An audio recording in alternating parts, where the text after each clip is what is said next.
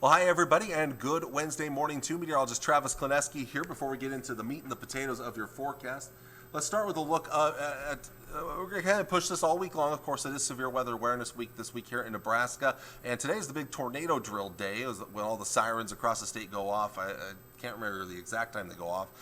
Not that it matters. It shouldn't matter what time it goes off. You should be pretending like you don't know when it goes off, and when it does go off, you should have your plan in place and ready to go, whether you're practicing that at school or work or anything like that. But anyway, one thing I always stress, especially when we talk about sirens, is that sirens are not always the best way to get warning notifications. Maybe you live out in the country.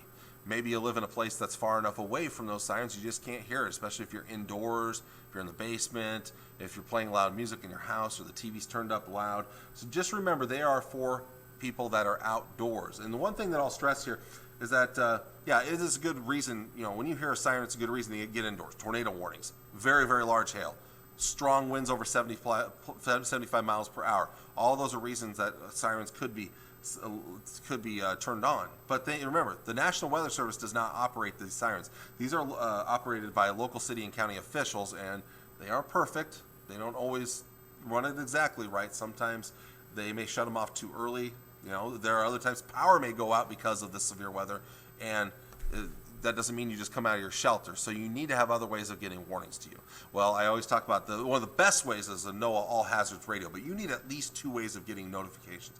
Maybe listening to old-fashioned radio, watching old-fashioned television when severe weather approaches to get those notifications. Another way, a great way, is our Local 4 Weather app, which is available for free on iPhone and on the Android markets. You see that QR code right there? You take your phone, you turn on the camera app, you point it right at the screen there, and it will direct you where you need to go to download that app. And again, you'll get all that other information as well. And you get warning notifications, not just here in the Tri-Cities, Hastings, Grand Island, Kearney. You can get it for anywhere in our viewing area or anywhere across the country as you set that. If you know somebody that lives in Detroit, Michigan, they can download this app and use it in their spot as well. So it's not just for us here in Nebraska and northern Kansas, it's for anybody.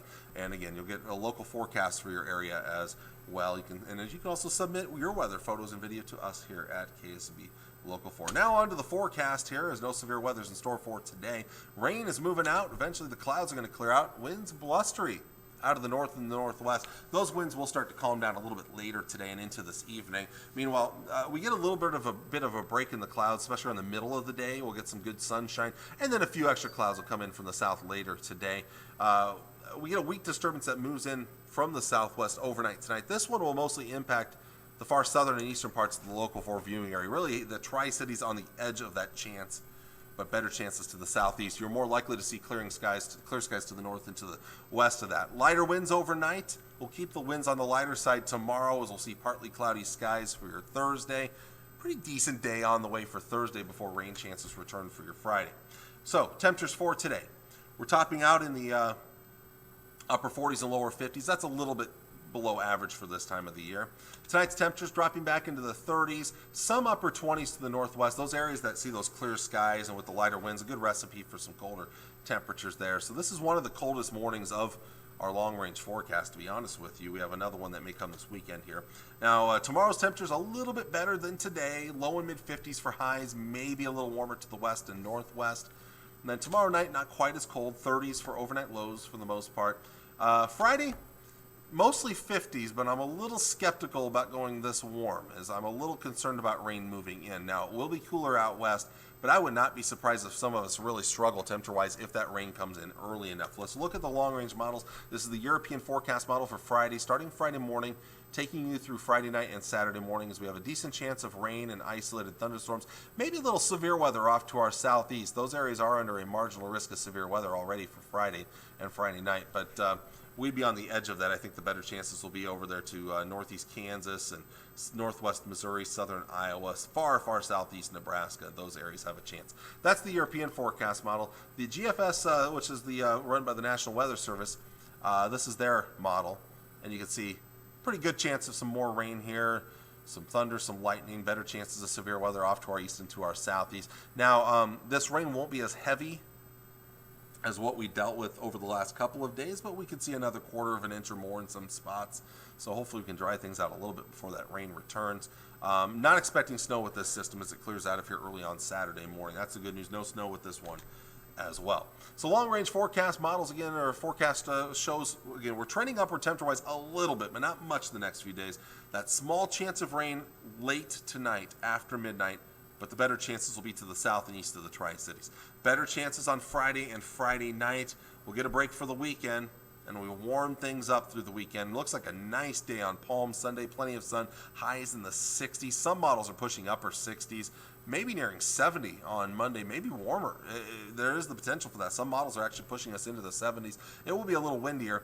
There is a small chance of rain on Monday, and if that rain comes to fruition, we'll probably have to bring down those temperatures, but the better chances look like they will stay mostly to our southeast. Tuesday's a bit of a wild card as well. I'm going 56 for now, but it's all about the timing of an approaching cold front. Some models have us down around 50. Other models still have us around 70 and hold off on that front until Tuesday night and Wednesday. So it's all about the timing of the front. That's still a bit questionable right now, but we will see a temporary cool down sometime around Tuesday or Wednesday of next week, and then start to warm things back up by first 2 days of April. We're starting to warm things up there for Thursday and Friday, heading into Easter weekend.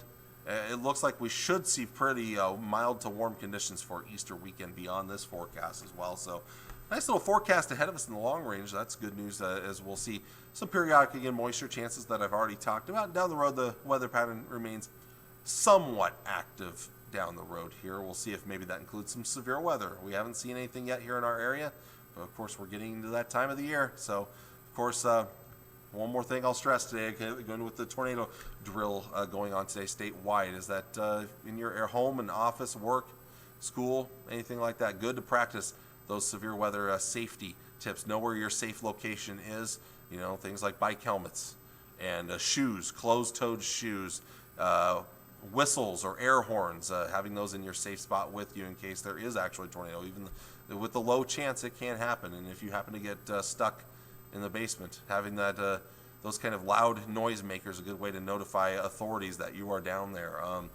Food and water, you know, granola bars, bottles of water, things like that in your safe spot. Good things to have, and so good day to practice those things as we get into severe weather season, and of course with the tornado drill going on today. Well, thank you all for watching. I will talk to you all again on Thursday morning. Until then, take care and enjoy your Wednesday. God bless. Bye.